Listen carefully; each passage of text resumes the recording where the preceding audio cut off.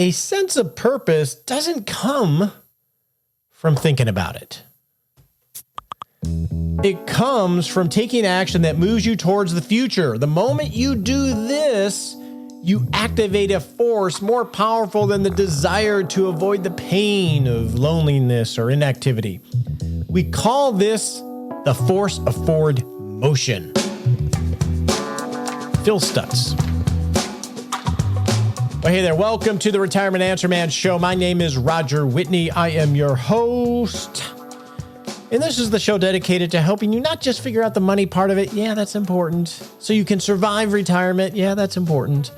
It's really to help you build the confidence so you can lean in, even during bear markets, and have the confidence to rock retirement. This is your one shot at it. We don't want to just settle. Now, I like this idea of the way you find your purpose is by doing things, thinking about things, oftentimes is an avoidance behavior. The only way we discover who we are or the things that we enjoy is by actually doing things. And we'll talk a little bit about that in Coach's Corner with Kevin Lyles today, one of our retirement coaches. And in addition to talking with Kevin, we are going to focus on your listener questions. We got one on giving to grandkids, financial key points, Social Security, all that fun stuff. So let's get going.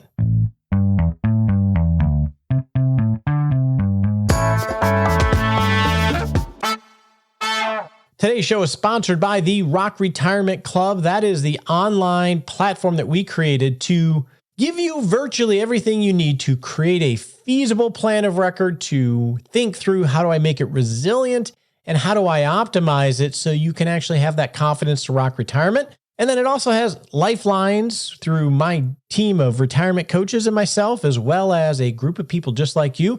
And we're opening enrollment the end of October. So go to rockretirementclub.com to get updates.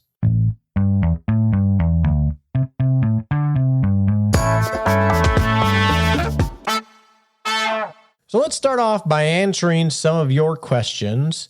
And if you have a question for the show, you can go to rogerwhitney.com/ask Roger, and you can type in a question. You can leave an audio question. Pro tip is that if you leave an audio question, it's like the fast pass. We try to get those on the show a little bit quicker. Now, today we're going to start off with Kathy's question on giving money to grandkids. Kathy says, hey, love the podcast. Thank you so much for sharing. I have contributed to 529 accounts for my grandkids for several years. I find my children are somewhat complacent about the intent of these funds, questioning if their children will even attend college. I realize that the money can be used for other educational expenses and have tried to educate them on my intent of the account. So my question, Roger, is what other alternatives would you recommend to give money to grandchildren?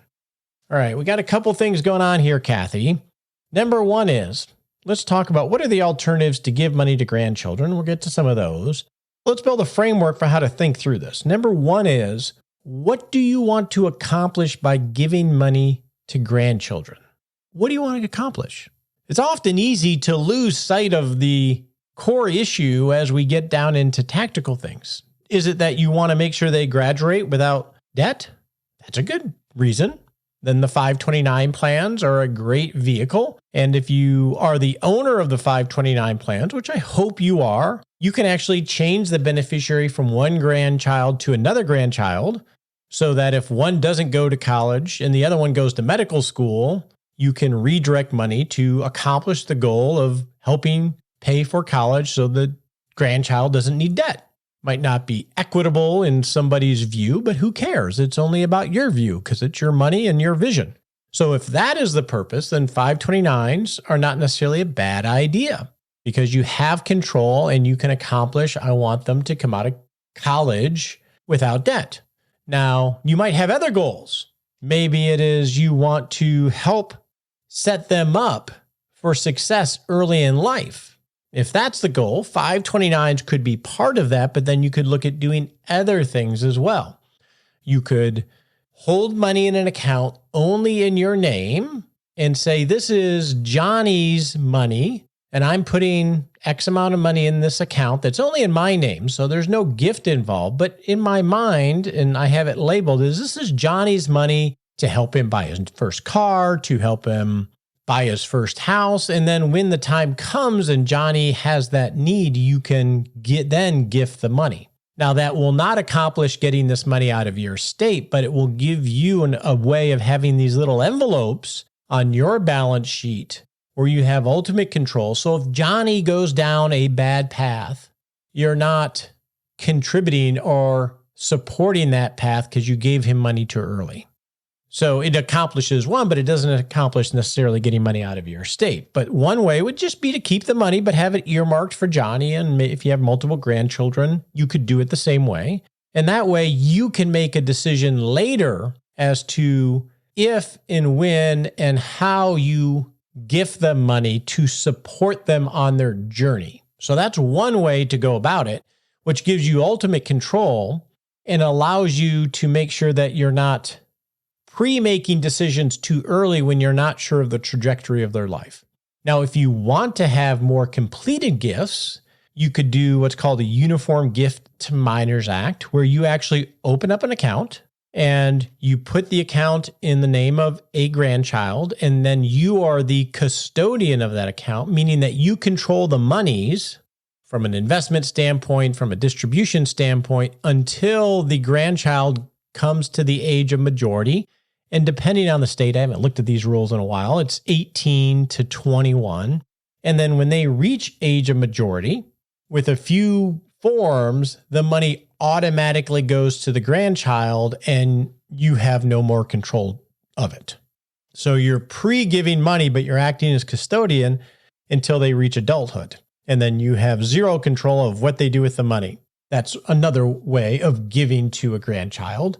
Now, if part of your goal is to help support your children in raising your grandchildren, then you have some other options. You can pay for private school and college for that fact if you pay directly to the institution, and there's no limit on what you can do as long as you're paying it directly to the institution. So as an example, let's say you have a grandson named Johnny, and the parents would like to send Johnny to a private school, but that can be expensive, definitely nowadays.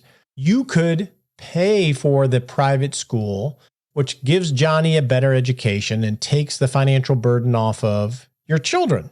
You could do the same thing if they have medical bills for the children or even for your children. So you can pay unlimited the amount of any medical bill if you're paying it directly to the provider. And then another vehicle, Kathy, is that you're allowed to give $16,000 to anybody you want. So if you have two grandchildren, you could give 16 to one and 16 to the other. If you have 5 grandchildren, you could give $16,000 to each of them year after year.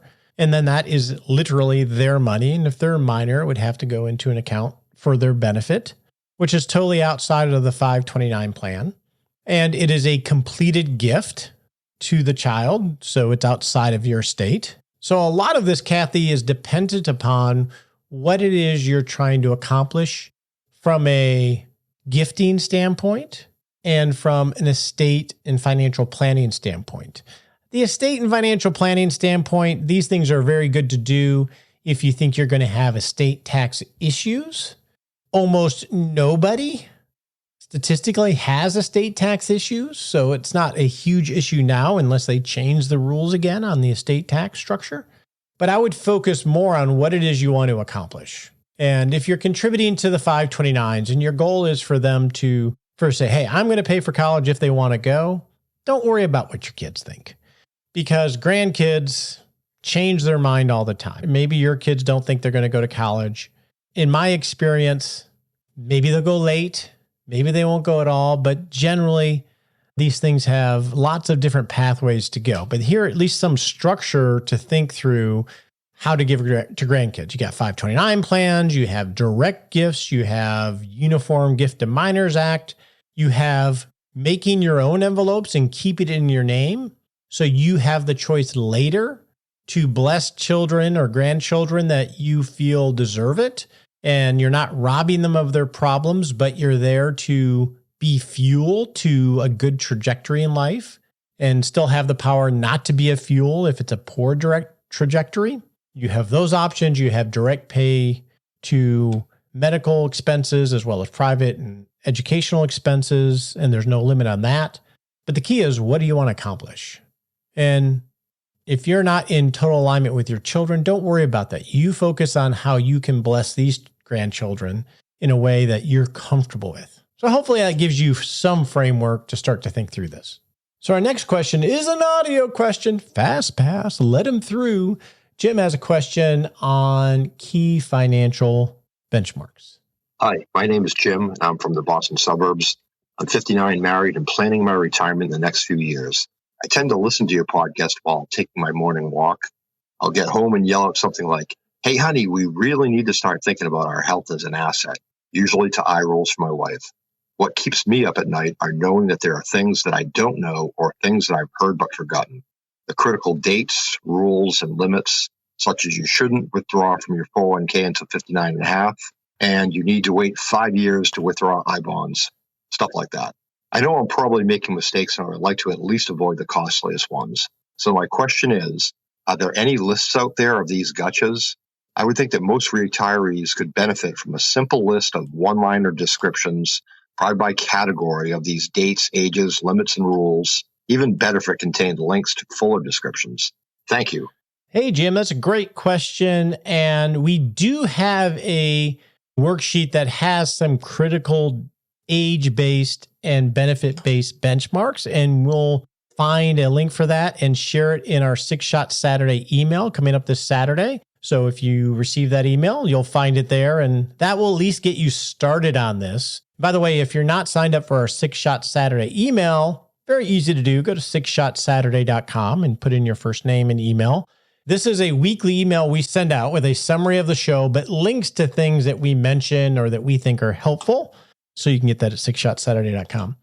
But to your point, Jim, yeah, we have a list, but there are so many things to think about. And it's so easy to miss sometimes very critical things just because of the complexity of all the different things we're talking about. We're talking about healthcare, we're talking about tax rules, pension rules, Social Security rules, on and on and on. Even as a professional, we have a hard time making sure we not just keep track of the ones we know are applicable to a client, but just as importantly, in my opinion, keeping track of the ones that might be, but are on the fringes. And we're slowly building what we call a retirement standard of care, which is essentially a categorized list of things to think about and possible strategies, let's say related to cash flow or to qualified plans. And having a menu, sort of like a Cheesecake Factory huge menu of items that at least bring our eyes and our mind to awareness of things, even if they're not applicable, because I'm not personally not so worried about missing the things I don't know, missing the obvious things. It's missing the things I just forgot to think about. Oh yeah, this strategy I could use in this particular situation. So the idea, let's think, I'll use the Cheesecake Factory menu as an example. If I go to Cheesecake Factory, they have how many different categories of food? That thing's like a Bible, the book, right? Well, I quickly can weed out the things I know I have no interest in, but at least I'll see them on the page, and then I can start to refine, here are the items that fit my feeling for today. I'm not in the mood for Thai today, so I'll skip that one really quickly, but I'm glad that I saw Thai because maybe tomorrow I'll be into Thai. But by having a larger list, the standard of care, you can eliminate probably 90% of them very quickly, but at least you put eyes on them to acknowledge that those aren't appropriate. I worry more about the ones that I could have used if I had thought of them. But we'll share our current list of some of the big ones for you, Jim, so you can at least get started on your way. Our next question comes from Becky, and it was regarding the Rock Retirement Club. So I thought I'd just answer it here since we have open enrollment coming up. So feel free to skip this if you're not interested in hearing about it. Becky says, I love the podcast and appreciate the breadth of topics that you cover. I'm considering joining the Rock Retirement Club, but wondering if it's a good fit for me. My husband and I are 61, 63, retired about a year. Do you want the RC to consist of people that haven't retired yet? I heard you say something about ideally we want people within 5 years of retiring. Second, do you want people that make their own investment decisions or work with an advisor? Hey, Becky, let me answer both of those questions individually. First off, who is the Rock Retirement Club best for? I always say within 5 years, either side of retirement, but we have people that have been retired for 10 years and people that are more than 10 years out. We do an annual survey of the club. We have about 1,000 members right now, and 51% of the members are currently retired, and the remainder are all within 10 years of retirement. We have about 4% of the club that is over 10 years until retirement. So we have a great mix of pre and post retirees, and it's designed for both. Your second question is this designed for people that are DIY, doing it on their own, or for people that work with an advisor? And right now, if we look at the club, we have about 68% of the club members that don't work with any advisor. And the 32% do work with a retirement planner or financial advisor. So we have a good mix of both. The purpose of the club is to go in a very organized way deeper on all of the things that we talk about and to create frameworks for decision making. So for those that are not working with an advisor, as an example, it'll give them a framework to create a feasible plan of record and the tools to do this, by the way, a feasible plan of record, make it resilient, and then to optimize it. And so they have a framework that they can have confidence in and that they can make decisions off of. Now, for those that are working with a financial planner, it'll make them better clients or partners with their financial planner. They're going to have a safe place to ask questions and prepare for the meetings that they're going to have with their financial advisor so they can extract more value from that advisor. So hopefully that answers your question, Becky. No doubt we'll be talking about the club here in the weeks to come as we get to open enrollment. All right, our next question is from Larry on claiming Social Security early. Hi, Roger. I have a Social Security claiming question for you. My wife and I are both 58, both healthy, have good pensions, and Social Security potentially coming. We also have modest 457 plans, and we plan to retire at age 60 and don't plan to work in retirement. Our new financial planner said that we both should take our Social Security at 62 and keep our 457s invested 60-40 for another 15 years and beyond, and take the required minimum distributions at 72. His thinking is that we can't get the Social Security money back. It goes away after we die, so we can't leave it to anyone. And more importantly, he believes that Social Security benefits that we potentially will receive will likely be means tested, be reduced, or even fully taxed, or maybe even stopped. What do you think of this strategy? He is the first person that I have heard talk about this potential change. Lawrence Kultikoff, for example, says that we should wait, if we can afford it, as long as possible. What do you think? Thanks, Roger. Talk to you soon. That's a very tricky question to answer, Larry. So let's try to take this in a couple pieces. Let's talk about Social Security and its sustainability first, because that seems to be an issue that your planner has raised. And I understand that. There's a lot of definitely headline news about Social Security and its sustainability in its current form. I personally, for someone your age, am not really that concerned about it. And here's why. One is that the levers that are available to the government to pull in some fashion to increase the sustainability of Social Security they got a number of them. They've already been doing one. They've been increasing the wage base in which the Social Security tax is applied. Back in 2012, it was at $110,000 of wages that the tax was applied. This year, 2022, it's $147,000. That's been rising faster than inflation. So that increases the flow of money into the system. They also could raise the retirement age. This happened. Now it's 67. Another level they can pull is other sources of income, example, estate taxes. Another lever they can pull is increasing the payroll tax, which is 6.2% for employees and a matching by the employers. Another is to cut benefits for everyone or to cut benefits for everyone under a certain age. And typically when we've seen changes to Social Security, they don't do it to the people that are about to have to take Social Security. They do it to younger contingents that are much, much farther away from receiving the benefit because that's more politically expedient than taking it from someone who's been counting on it for their entire life. Now, in terms of means testing, okay, they don't touch the benefit, but they means test it. Well, they already do means test it, Larry. If you take it at age 62 and you earn over certain amounts, and they're relatively low, I don't have the numbers in front of me, your entire Social Security benefit prior to full retirement age could go away. Now, when you reach full retirement age, they recalculate your benefit to pay you that money back, but it's over like 15 years. And so there's a form of means testing. So if you were to take Social Security now and earn above certain amounts, and I think we'll have this in an important numbers PDF that we'll share in 6-Shot Saturday that I referenced earlier, and then that's going to be means tested anyway. Now, if you wait until full retirement age or get Social Security after full retirement age, it's mean tested in the form of if you earn over a certain amount, up to 85% of your Social Security can be or will be taxed like it's taxable income, which is a form of means testing.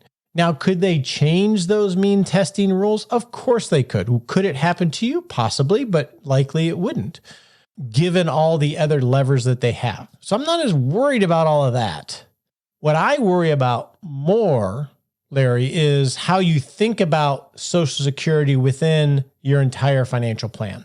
Because Social Security, in my opinion, what it should be thought about is the most inexpensive longevity insurance you could ever get that is adjusted by inflation for the rest of your life and your spouse's life. Meaning that, and this is why many argue that you should wait as long as possible to receive your Social Security, is that it's not about whether you get how much money you get back given a certain life expectancy. It's really about how do I maximize a guaranteed payment that's inflation adjusted for the rest of my life. So when I'm 80, when I'm 90, if I'm 100, I have this higher inflation adjusted amount to make my life a heck of a lot easier when I'm a lot older. And if I pass away and my benefit's bigger than my spouse's, it makes their life a lot easier. The 457 and other financial assets, sure, long-term, statistically, they should do fine, but there's a lot of execution risk and uncertainty risk between here and there. You have to make sure you purchase the right investments. You don't behaviorally shoot yourself in the foot. You have a good iteration of markets over the next 10, 15 years, or in order to make these numbers and projections all work out, right? If you invest in, say, the S&P 500 in your 457, and you happen to hit an iteration where it's 1968, and we wake up in 1983, and 15 years later, it's at the same exact value, it didn't work out. Whereas we know that if we delay Social Security, we're going to have an increased benefit guaranteed for the rest of our lives. And so I would be very careful about taking it early. A lot of this depends on your particular situation. Hopefully, Nicole's not here. Hopefully I didn't bring out a soapbox, but this is a difficult decision, but I do think it's much more sustainable than we give Social Security credit for. It just needs the political will. And one other thing that we forget is Social Security isn't just a benefit, it's a law. We would have to change the law to take it away, which is a high hurdle. So hopefully that answers some of your questions. With that, let's get to Kevin and Coach's Corner.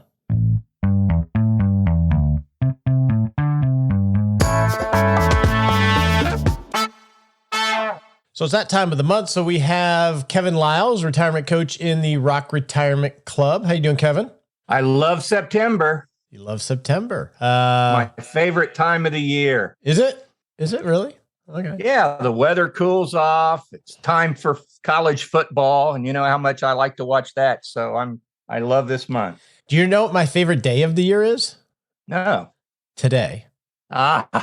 Every day. I had a quote that when you and I were talking about a post that our friend Fritz from Retirement Manifesto put up about challenging yourself.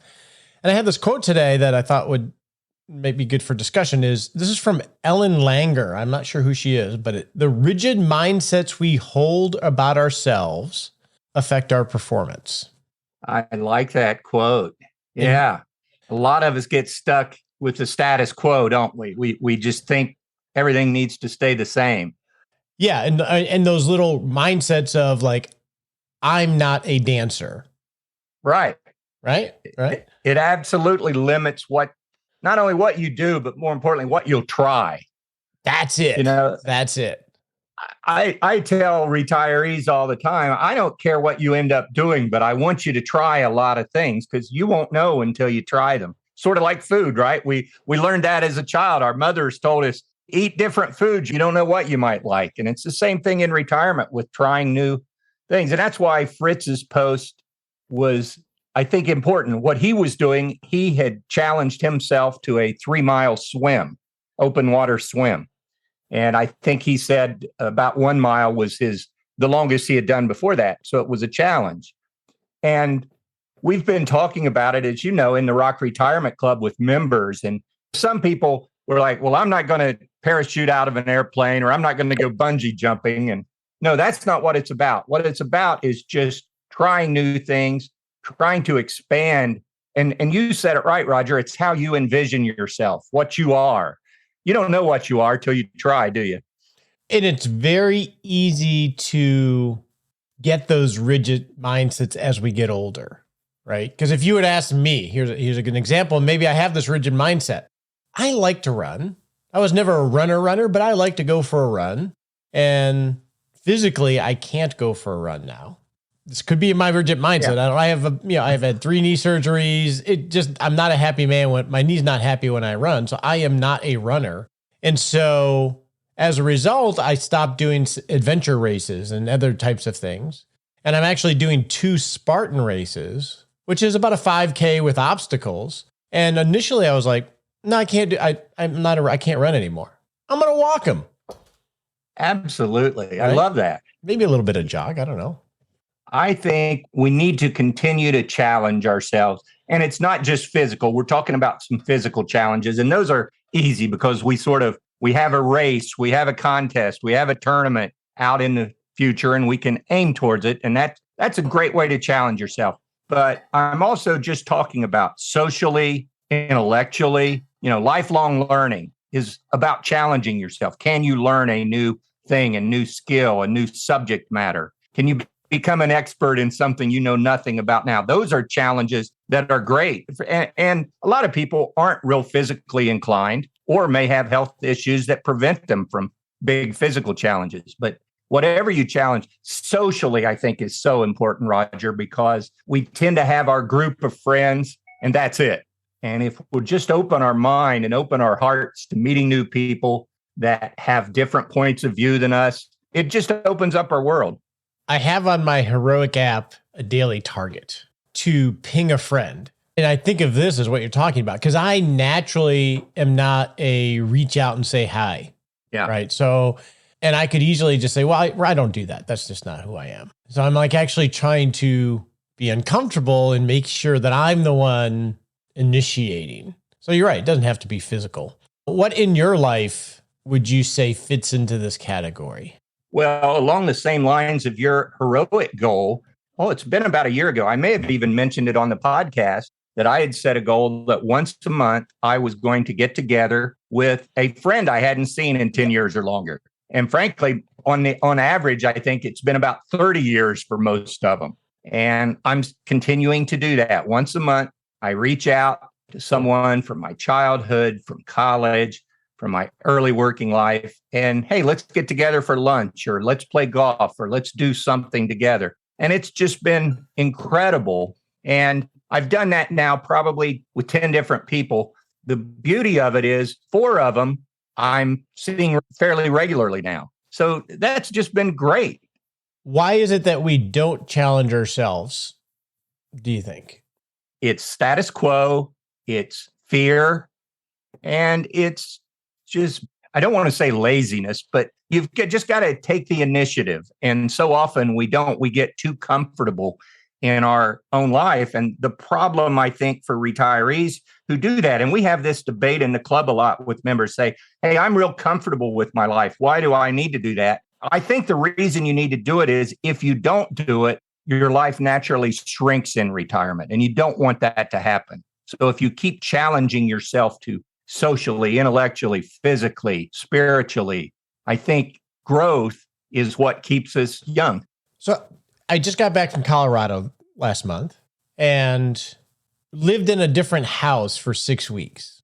Yeah. And obviously there's lots more activities, very easily accessible, but my rhythm of my life was very different. And what I found, Kevin, was when I came back home, it was very easy to slowly fall back into the ruts or the I'll call them ruts, not in a bad way, of my natural routine.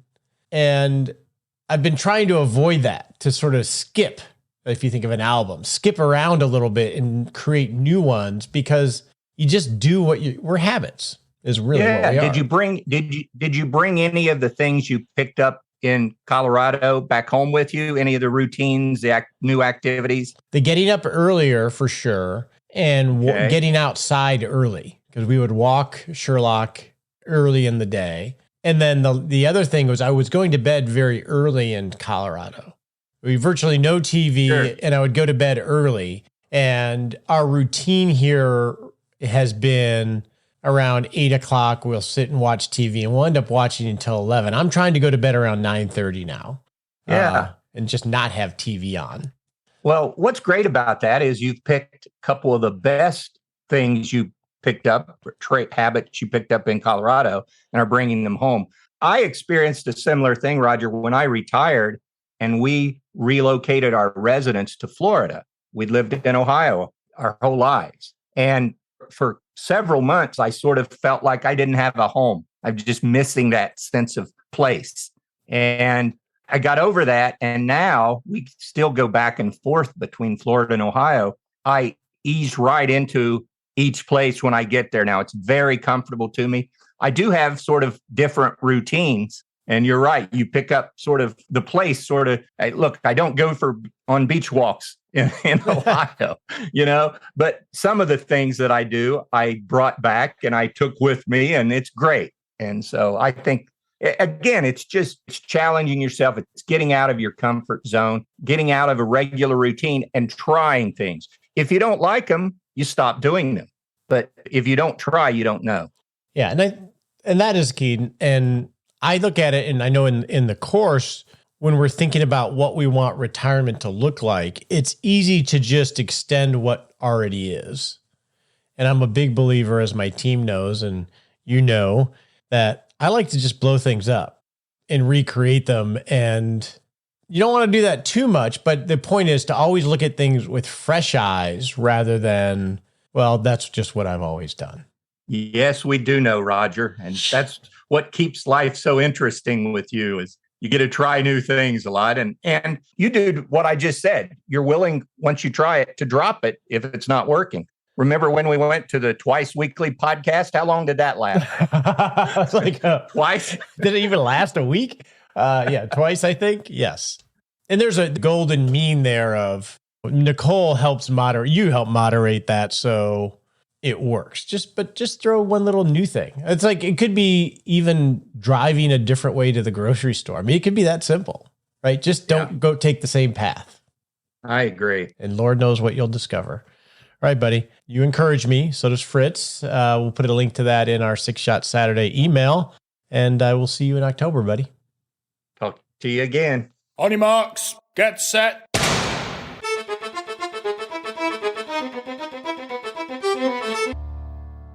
Now we're off to set a little baby step you can take in the next 7 days to not just rock retirement, but rock life. Now, I think I've talked about this before, but there is a big difference between what I feel like doing and what needs to be done. And when it comes to being more active, maybe going out and making friends, trying a new activity, it's easy to get in our heads and just talk about, I'll do it next week, because I don't feel like it right now. Well, in the next week, when you catch yourself in that loop, say, hey, This is what I feel like doing, but I know what needs to get done and I need to go try that. So I'd love for you to go try something new because that's how you're going to find and lean in to your purpose in this world.